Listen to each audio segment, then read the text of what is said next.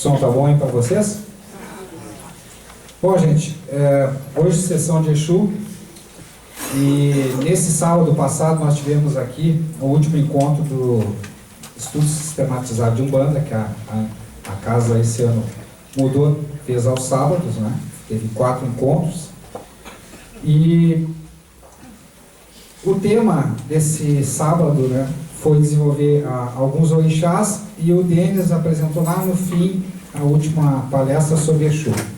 Eu achei muito interessante, né, a exposição dele, e pedi licença para ele assim, para colar, né, a palestra dele, quase tudo.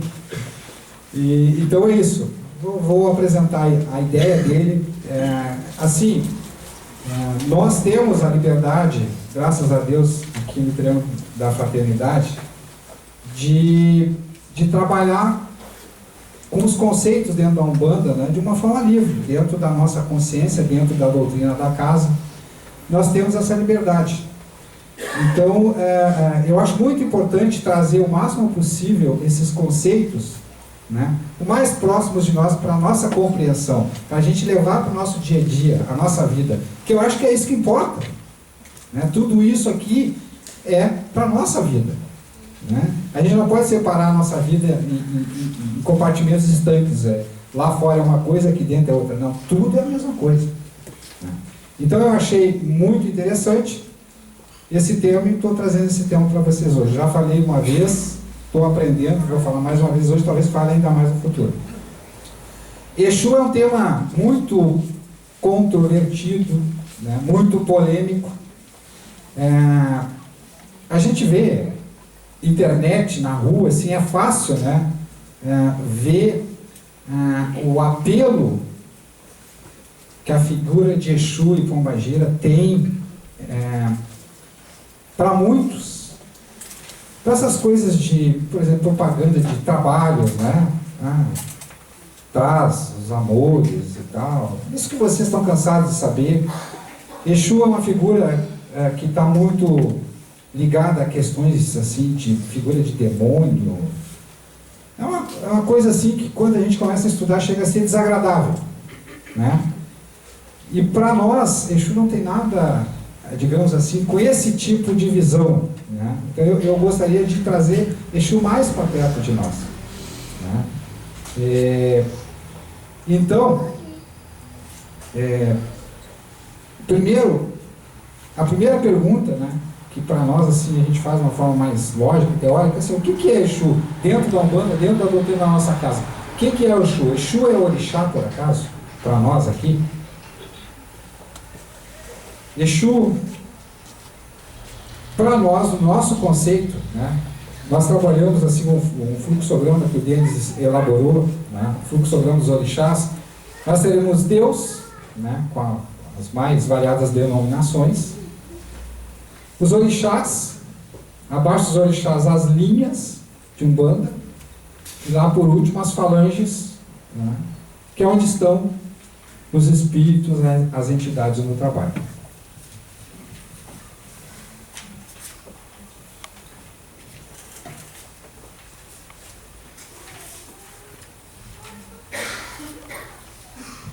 Então, assim, começando pelos orixás. Orixás para nós não são entidades espíritos, né? São a própria emanação de Deus.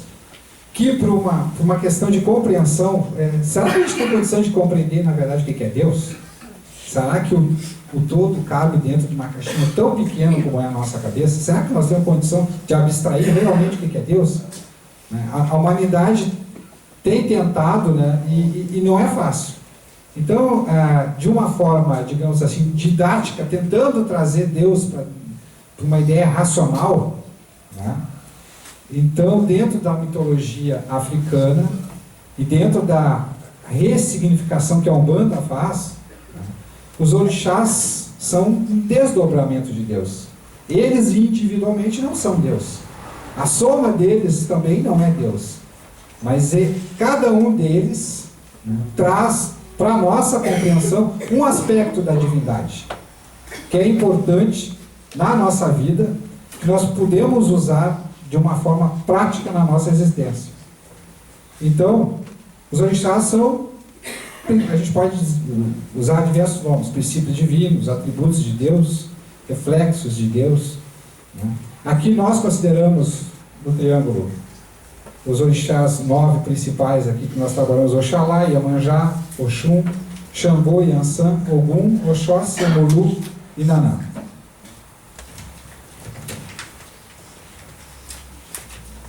Bom, então temos esse desdobramento de Deus, que são os orixás.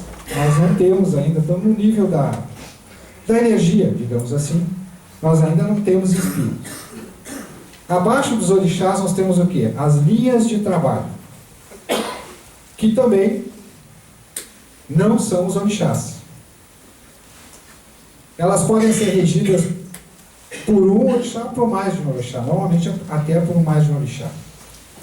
Agrupam os espíritos por afinidades, natureza e potencialidades e habilidades.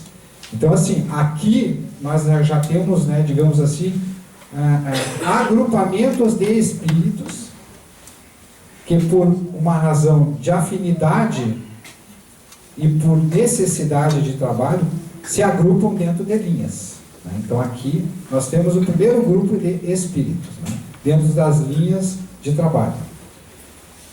Então, quais seriam essas linhas de trabalho? Repito, tudo isso aqui, trabalho do Denis, do que eu estou me valendo. A primeira delas, a linha da paz divina, regida por Oxalá. A segunda, a linha do amor divino, regida por Iemanjá, Oxum e Yansan. Terceiro, a linha do equilíbrio e justiça divina, regida por Xangô e Ogum. 4, a ação divina, regida por Ogum e Xangô. 5, busca da perfeição divina, regida por Oxóssi. 6, a linha da pureza divina, regida por todos os orixás. E 7, a linha da sabedoria divina das almas, regida por Omolu e todos os outros orixás. Então, os espíritos, conforme a afinidade, as suas necessidades, os compromissos de trabalho que cada um tem, eles se agrupam dentro de alguma dessas linhas para o trabalho. E aí, dentro dessas linhas, vão se organizar o que nós chamamos de falanges, né? Que agrupam os espíritos. Os espíritos estão lá dentro de uma hierarquia, dentro de uma organização para trabalhar. São didaticamente divididas em guias, que são espíritos que, por seu mérito e ações, conquistaram a elevação espiritual, exercem funções de tutela, de trabalhos, de direção de grupos de espíritos, vibram sempre para o bem coletivo da humanidade. Depois nós temos os protetores, que são espíritos que militam positivamente na e para a lei, são muito próximos dos encarnados, têm a tutela individual de espíritos e pessoas. E em terceiro lugar nós temos os espíritos desalinhados, que é o maior grupo, que são as criaturas que ainda não encontraram seu lugar no universo e não sabem o que fazer com a sua existência e normalmente vivem em conflito internos.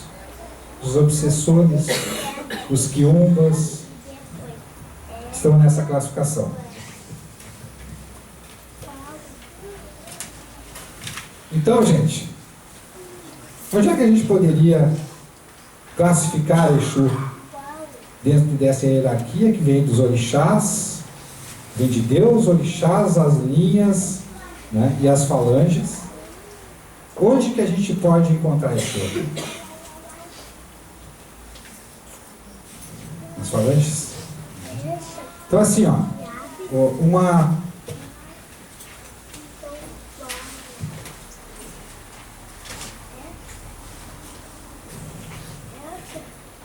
no nosso conceito, né, vamos começar assim, essas formas, esses espíritos, quando eles vão trabalhar dentro dessas falanges e dentro dessas linhas, eles se apresentam para nós de uma determinada forma, né?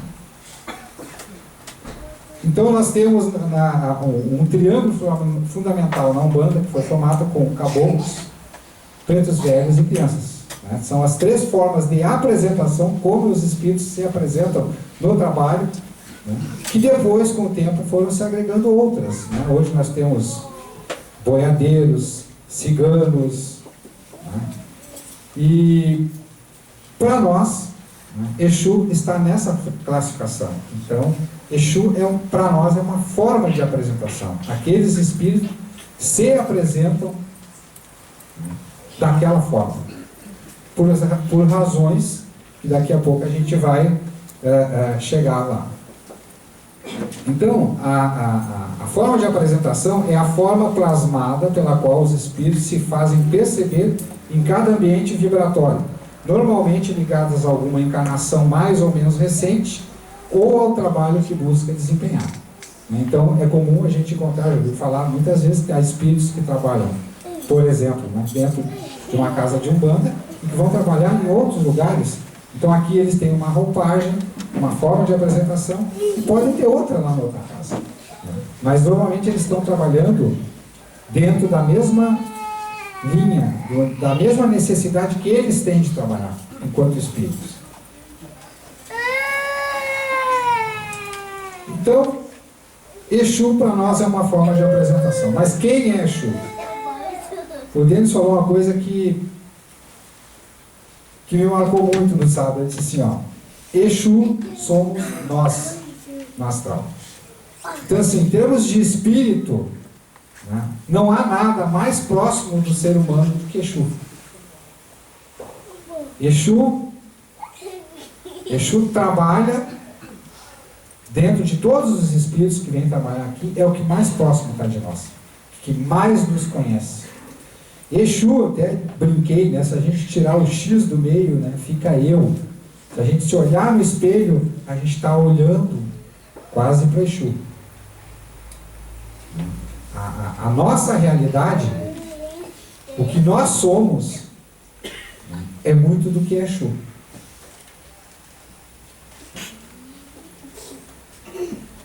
Então, assim, normalmente Exu é entendido como aquele tipo de espírito que aceita trabalhar em troca de alguma coisa, trabalhos para fazer mal para alguém, arranjar um amor, arranjar um emprego. A pessoa vai lá, faz um trabalho com coisas, com objetos, muitas vezes paga para alguém que vai intermediar isso, né, para buscar alguma coisa.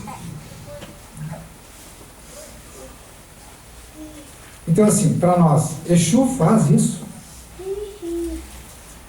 Quem é que faz isso, né, no nosso modo de ver? Quem faz isso para nós é Quiumba, não é Exu. Exu é um espírito, segundo o que o Deus falou, que eu achei muito interessante, que superou o desalinho com seu próprio princípio divino e passou a atuar segundo a lei. Que lei que Exu trabalha? A lei de ação e reação. A lei do karma. Então, eu comecei essa semana a reler um livro que há muitos anos eu li, em um momento determinado, e que é o livro do Sarracenia, né? O Guardião da Meia-Noite, e que é bom assim em alguns pontos para dar uma ideia para nós dessa coisa que é Exu, né? Conta a história de um Exu, de um espírito que se tornou Exu. Então, o que é interessante? O que acontece normalmente com aqueles espíritos que estão aqui no nosso plano e que vivem uma experiência das mais negativas possíveis? Que se tornam pessoas empedernidas no mal, que não admitem a ideia do bem, a ideia de um relacionamento possível, né, de fraternidade, que buscam apenas vantagens. Então, assim, espíritos que na nossa história, né, fizeram mal, mataram, trucidaram, não respeitam o semelhante de forma nenhuma. Então, assim, esses espíritos que têm essa carga mais negativa possível, quando eles passam desse plano para o plano astral, normalmente eles vão para uma região de um peso específico muito alto, né? Que é a região que a gente chama de umbral. E lá eles começam a expurgar no astral toda essa energia, né, que eles acumularam nessa experiência. Então lá, nessa história, esse personagem, né, ele teve uma experiência muito ruim, e ele passa muito tempo, né, numa experiência no umbral de solidão, e vivendo dentro da sua consciência, né, sofrendo tudo aquilo que ele tinha feito. E ele no início até tinha alguns rompantes de pedir pela ajuda de Deus, mas logo ele abandonou essa ideia, porque não era a fé era uma coisa que ele não tinha, que ele não trouxe, que ele não levou com ele. E ele começou a se desesperar pela experiência ruim que ele estava vivendo. Ele continuou lá no astral, preso, né, ao caixão, em que ele foi enterrado por muitos e muitos anos. Até uma hora que o desespero estava tão grande que ele começou a pedir ajuda, mas não pediu mais ajuda para Deus. E aí apareceram seres, né, espíritos, que foram lá oferecer ajuda para ele. Mas oferecer ajuda para ele em troca de alguma coisa. E aí ele foi retirado daquela experiência que ele estava lá, né, cristalizado, e foi levado lá para outros setores do umbral, onde existem organizações trevosas que são comandadas por, a gente chama de magos negros, né? Que são aqueles espíritos que têm uma experiência, uma sabedoria, uma experiência, né, muito grande, mas só para o mal. São espíritos que comandam legiões, falanges muito grandes de outros que são escravizados e que são empedernidos no mal, eles vivem do mal. Então esse espírito passa a viver essa experiência, né, como um escravo. Né? E ele foi fazendo tão bem o seu trabalho, o trabalho para o mal, né, que ele foi subindo naquela hierarquia até que ele se tornou um chefe de falange. Né? E ele formou um grupo e foi se tornar esse guardião da meia-noite. Estou fazendo um resumo assim, gente, atropelado, né, da história. E só que num determinado momento, pela experiência que ele teve de vida, ele resolveu, ninguém impôs para ele resolveu começar a trabalhar a favor da lei do karma, dentro daquela realidade que ele estava. Então, a partir desse momento, o que aconteceu? Isso que o Denis colocou aqui como um alinhamento. Ele estava desalinhado com o seu próprio princípio divino. E a partir daquele momento ele começou a se alinhar com o princípio divino. Trabalhar para uma lei divina que é a lei do karma. E começou lá, na mesma realidade, né, a fazer um trabalho para a luz, nas trevas.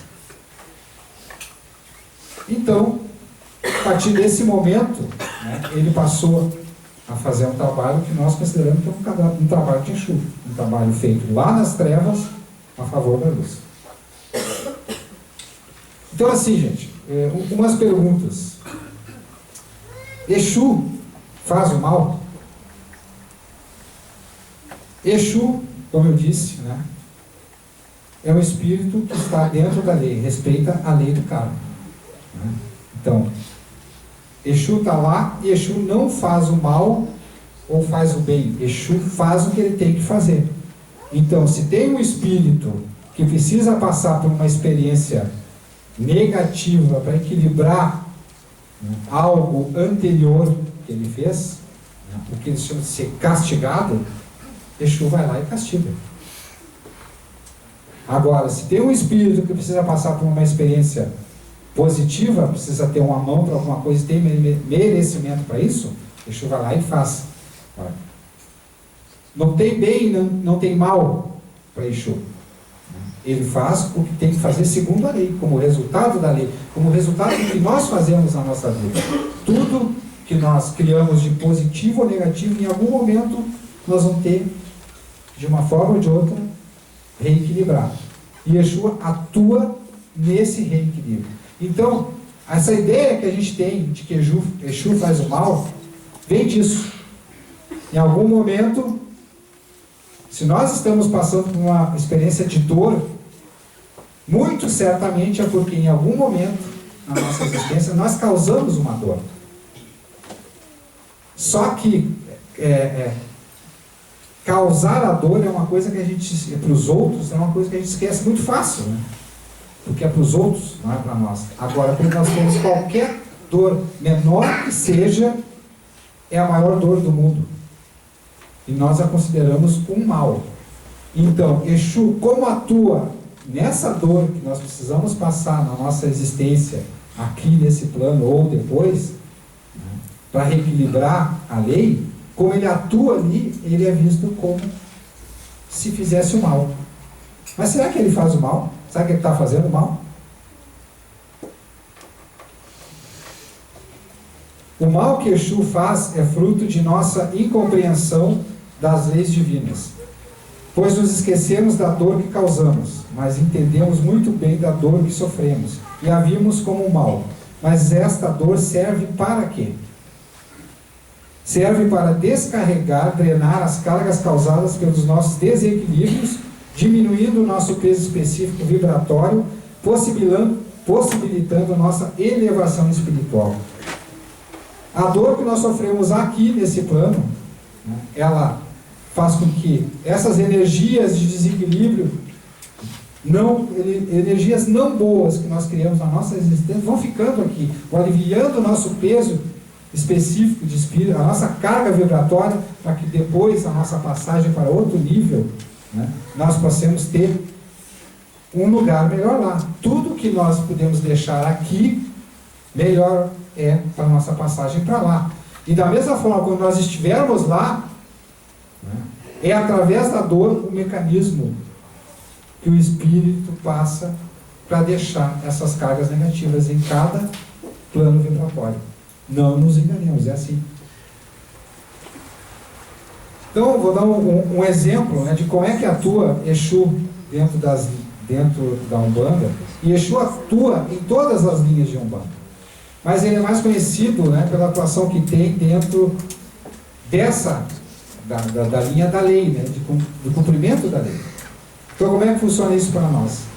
Deus, né, a natureza, né, criou as leis. Uma das mais importantes que tem é essa lei de ação e reação, que é uma lei assim que leva e tem como consequência maior essa coisa da mudança. Todos nós mudamos. A vida é basicamente mudança. E nós vamos mudando dentro dessa coisa de causa e efeito, né? A gente age, causa um efeito e depois vai ter que trabalhar lá no efeito, vai causar mais coisas e assim a coisa vai andando. Então, as leis divinas estabelecem o equilíbrio. Se nós rompemos o equilíbrio, né, quem é que vai, por onde vai passar esse nosso reequilíbrio? Nosso modo de ver vai passar por Xangô, que é a lei da justiça divina, dentro, né, daquelas linhas que eu comentei com vocês.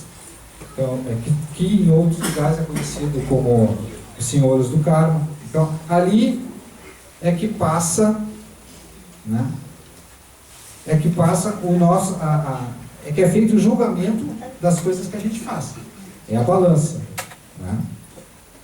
Se nós temos, se esse julgamento é que nós temos que pagar de alguma forma por alguma coisa que nós causamos, quem é que vai manifestar a vontade, essa vontade da lei, até chegar a Exu? É Ogum. Ogum é a linha da vontade divina. Ele que faz chegar em Exu a manifestação de Xangô.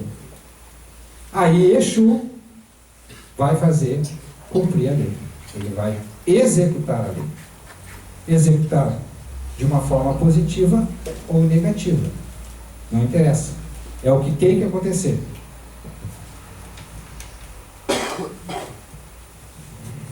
Eu gostaria só de ler para vocês um pedacinho desse livro, que eu acho assim que dá um colorido um pouco melhor do que eu tenho conseguido passar para vocês, de Exu. É quase no fim do livro, é uma coisa interessante.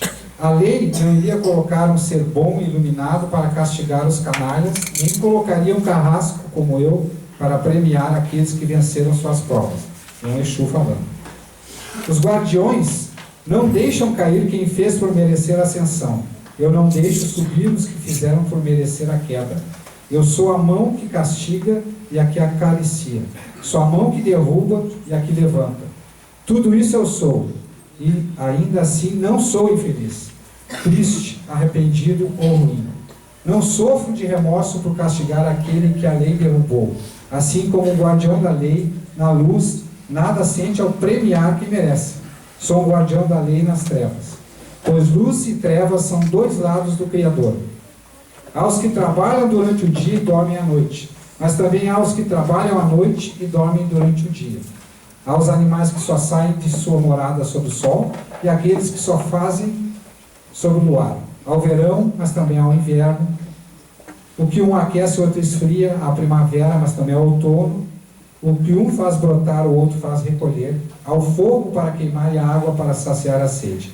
Há a terra para germinar e há o ar para oxigenar. Há tantas coisas e no fim são somente partes do um. Há os anjos e os demônios. Os anjos habitam a luz e os demônios as trevas. Uns não condenam os outros, pois sabem que são o que são, porque assim quis o Criador. Aqueles que vivem no meio é que criam tanta confusão com suas descidas na carne. Do nosso lado, não há nada disso. Cada um sabe a que lado pertence. E os que não sabem são os primeiros de quem nos apossamos. Esta é a lei que rege a nós e a todo o resto da criação. Então é isso, gente, que eu gostaria de deixar hoje para vocês, mais como uma instigação para vocês procurarem, né? Vocês mesmos ver um pouco o que é isso. Saiu